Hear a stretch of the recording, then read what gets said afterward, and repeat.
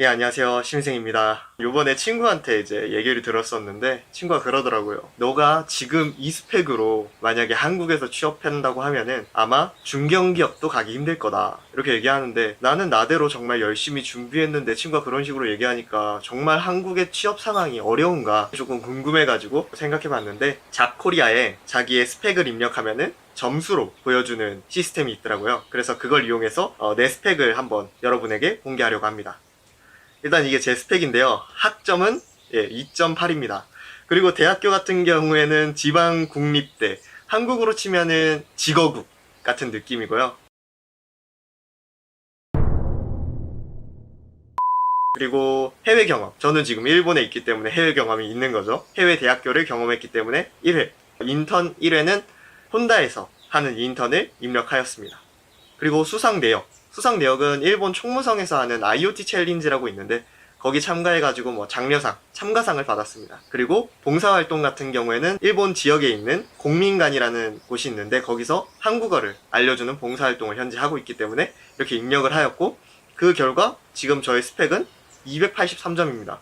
지금 여기 토익은 없는데 저는 뭐 토익 IP 테스트는 쳐봤지만 토익 점수는 없습니다. 그리고 토익 스피킹은 당연히 없고 오픽은 뭔지 모르겠네요. 외국어는 저거 일본어 능숙하다고 적었는데 이거는 따로 평가가 돼 있는지 안 돼 있는지 모르겠습니다. 자격증은 현재 면허 하나 있는데 그걸 입력하는 건가 잘 모르겠네요. 높은 건지 낮은 건지 모르겠는데 일단은 이걸로 제가 갈 수 있는 기업 어디 있는지 확인하는 것보다는 제가 취업한 곳과 나란히 있는 기업을 확인해 보는 게 좋겠죠? 그래가지고 저는 현대차의 연구소 R&D 부분으로 합격한 사람의 스펙을 한번 비교해 보려고 합니다.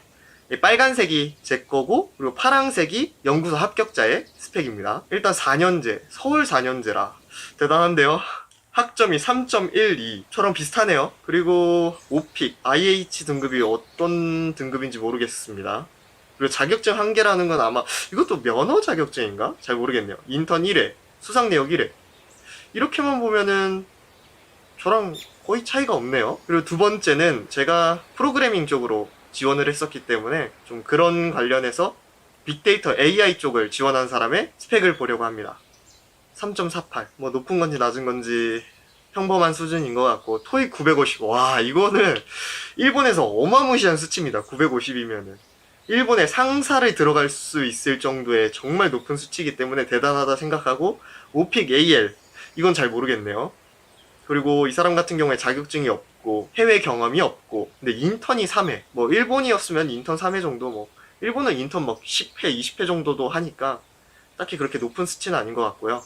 수상 내역 2회 이거는 대단해 보일 수 있겠네요. 일본 같은 경우에는 이런 수상 내역 같은 거를 사실 애들이 신경을 안 쓰기 때문에 그렇고 교내 사회 봉사활동 같은 경우에는 저랑 비슷하다고 생각합니다. 근데 그렇게 했을 경우에 300점 정도 높네요. 야, 이거 대단한데요? 다음 거 한번 비교해 볼게요.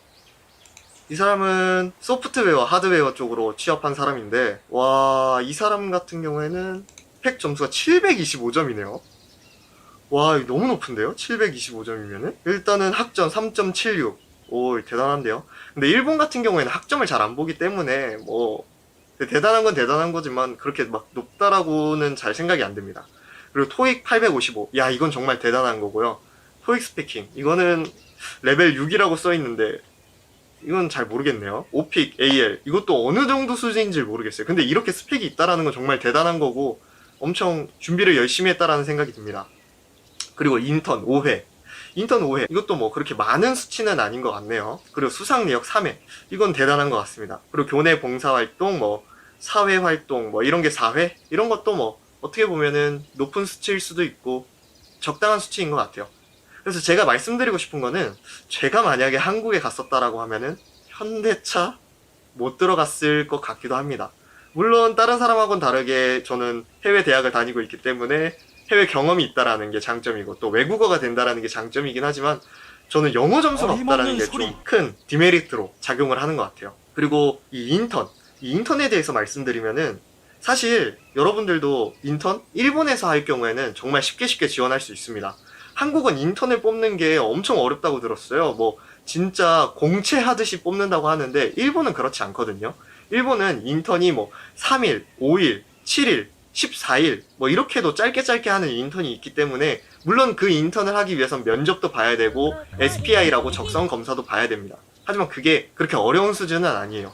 그리고 회사에서도 외국인 유학생이 지원할 경우에 좀 더 높게 쳐주기 때문에 자기의 회사가 어떤 회사인지 알려주고 싶기 때문에 많이 뽑아주는 경향이 있습니다.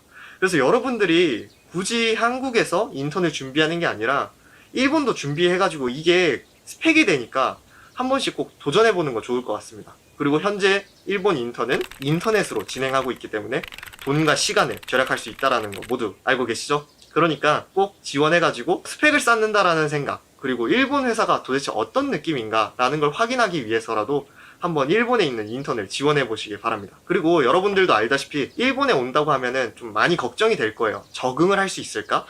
이런 건데 적응이 아니라 경험을 한다, 경력을 쌓고 다시 한국으로 돌아갈 수 있는 길이 있다라는 걸 알아두시고, 뭐 도요타의 얘기지만 도요타 같은 경우에는 뭐 5년 아니면 뭐 10년 경력을 쌓은 한국인들이 현대 기아차로 넘어가는 경우가 종종 있다고 들었어요. 그럴 경우에는 뭐 제가 전에 들은 이야기로는 뭐 연봉의 2배, 3배 정도 받고 돌아간다라고 얘기를 들었기 때문에 여러분들도 경력을 쌓는다라는 생각을 가지고 한번 일본 취업에 도전해보는 거 추천드리겠습니다. 이상입니다.